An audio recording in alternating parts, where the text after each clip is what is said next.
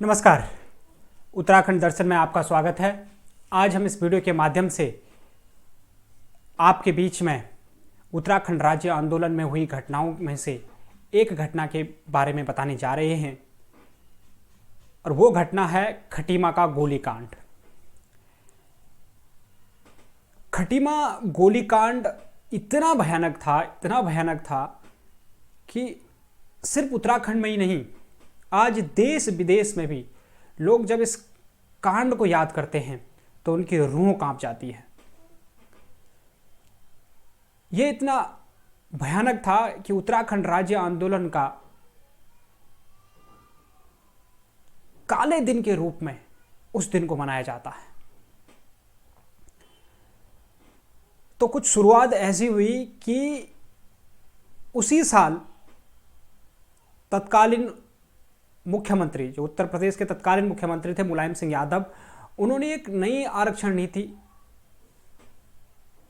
लागू की और उस वजह से हर एक उत्तराखंडी अपने आप को ठगा ठगा महसूस कर रहा था, क्योंकि कई सालों से आंदोलन चल रहे थे, शांतिपूर्ण तरीके से आंदोलन चल रहे थे, इस वजह से कि पहाड़ियों के लिए कुछ मिलता नहीं है, पहाड़ों तक आता नहीं है, पहाड़ों का भला नहीं हो रहा है।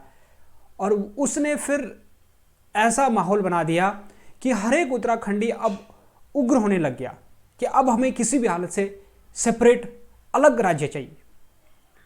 इस वजह से पूरे उत्तराखंड में जगह जगह आंदोलन होने लगे, लोग धरना प्रदर्शन करने लगे, रैलियां निकालने लगे, अनावरण अनशन पर बैठने लगे। तो इसी कड़ी में उस एक दिन यानी कि 1 सितंबर 1994 को खटीमा में छात्रों, भूतपूर्व सैनिकों और महिलाओं और बच्चों, इन सब ने एक रैली का आयोजन किया। एक रैली निकालने का प्लान बनाया कि शांतिपूर्ण तरीके से एक रैली किया जाए इसी विरोध में और उत्तराखंड अलग राज्य के लिए। तो हुआ कुछ ऐसे कि 1 सितंबर को सुबह शांतिपूर्ण तरीके से लगभग 10,000 से भी ज्यादा लोग इस रैली में सम्मिलित थे और शांतिपूर्ण तरीके से ये लोग रैली कर रहे थे। जब जुलूस जो था आंदोलन का, वो तकरीबन सुबह की 11 बज रही थी, 11:15 बजे के आसपास जब जुलूस तहसील से, थाने से निकलते हुए तहसील की ओर बढ़ा, तो पहला जब हम बात करते हैं कि जुलूस का जो प्रथम भाग था वो तहसील की तरफ था और लास्ट वाला हिस्सा, जो लास्ट में जो लोग जा रहे थे, वो थाने की तरफ थे। अचानक थाने से पत्थर चलने लग जाते हैं और यह अचानक हुए पथराव से जुलूस बिखरने लगता है। उसके साथ साथ ही बिना चेतावनी के पुलिस जबरदस्त गोलीबारी कर लेती है। बिना किसी चेतावनी के पुलिस की इस बर्बरता ने लोगों को इधर उधर कर लिया। पुलिस ने इतनी भयानक तरीके से यह कार्रवाई की थी, बल्कि हम तो इसको कहेंगे कि इतनी बर्बरता करी थी आंदोलनकारियों के ऊपर कि यहां तक कि तहसील में जो वकील थे, स्थानीय वकील थे, पहाड़ों के वकील थे, जो इस आंदोलन को और जो उत्तराखंड अलग राज्य के आंदोलन में जुड़े हुए थे, तहसील में उन्होंने इस आंदोलन के लिए तहसील में जब वो गए तो उनके जो उन वकीलों के जो टेबल थे उनको भी आग के हवाले कर दिया। आप सोचिए, इतना खतरनाक था। हुआ कुछ ऐसे ही कि जब लगातार गोलीबारी चली तो उस गोलीबारी में लोग तो ऐसे कहते हैं कि अगर आप कहीं इंटरनेट पे देखोगे तो लोग कहते हैं कि 7 या 8 लोग वहां पे शहीद हुए थे। लेकिन आंकड़े जब आप उन आंदोलनकारियों से पूछें जिनकी आंखों देखी ये आंदोलन हुआ था, तो वो कहते हैं कि कम से कम 25 लोग उस गोलीकांड में शहीद हुए थे। और इतनी खतरनाक स्थिति थी कि लोग भागे जा रहे थे, लोग इधर इधर उधर, लोग मतलब लगभग 100-200 लोग उसमें घायल हो गए थे। और इस चक्कर में जब आगे जाकर जब ये तितर बितर होता रहा, आगे कार्रवाई हुई, तो पुलिस ने और तत्कालीन प्रशासन सरकार ने ये ऐसा उस आंदोलन को ऐसा बोला कि ये सशस्त्र आंदोलन था, मतलब शस्त्रों के साथ आंदोलन था। तो भोले भाले पहाड़ियों को इस आंदोलन में उनको फंसाया गया, उनको बताया गया कि ये अपने शस्त्र लेके आ रखे थे, हथियार लेके आ रखे थे आंदोलन में। इस वजह से हमने मतलब ये कार्रवाई करी। आप सोचिए एक्चुअली में हुआ क्या था कि अगर आप पहाड़ों में देखिए तो जो पहाड़ी महिलाएं होती हैं, उनका जब वो कहीं भी निकलती है तो वो अपने हाथ में द्रांति लेके निकलती हैं, अपने कमर में द्रांति डाल के निकलती हैं। तो यही उस आंदोलन में भी था। जो भूतपूर्व सैनिक थे उनके पास जो लाइसेंस की रिवॉल्वर, उस समय अगर आप देखो कहीं भी भूतपूर्व सैनिकों उस दौरान कहीं भी देश में देखो तो वो अपने रिवॉल्वर अपने हाथ में लेके चलते थे।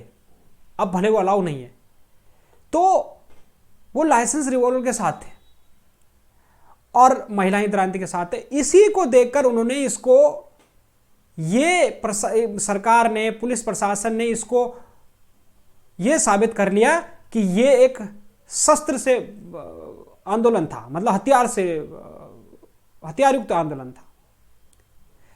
अब आप सोचिए कि उस दौरान ना तो सोशल मीडिया थी, ना स्मार्टफोन थे।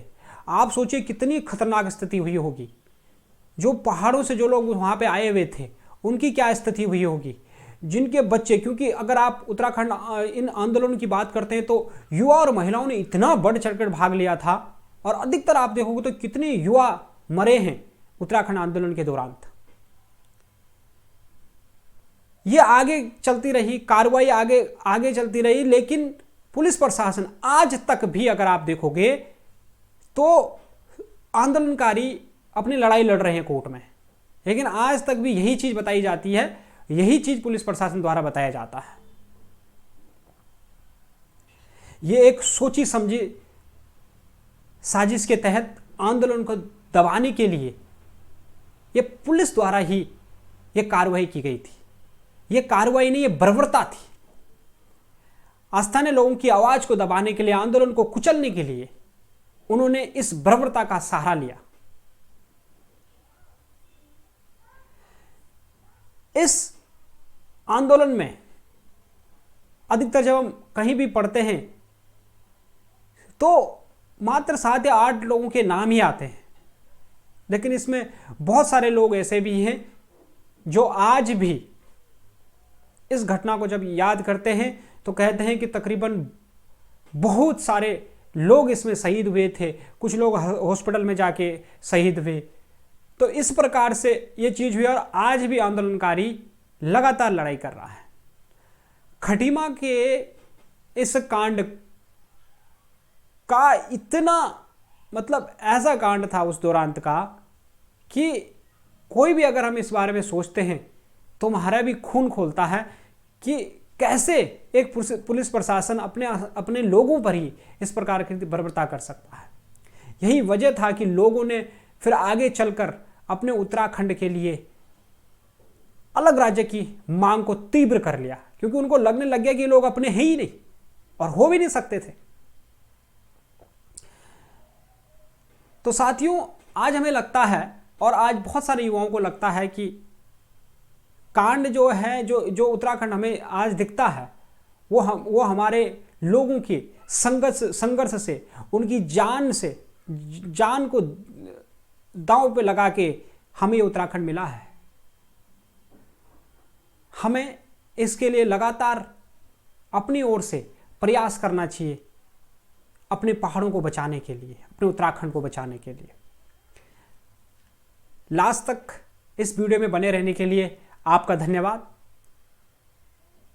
आप इस वीडियो को लाइक कर सकते हैं, शेयर करिए, अपने दोस्तों तक दिखाइए। पता चलना चाहिए कि एक्चुअल में इस कांड का महत्व कितना बड़ा था और ये कितना बड़ा कांड था उत्तराखंड के राज्य आंदोलन के इतिहास में। जय हिंद, जय भारत, जय उत्तराखंड।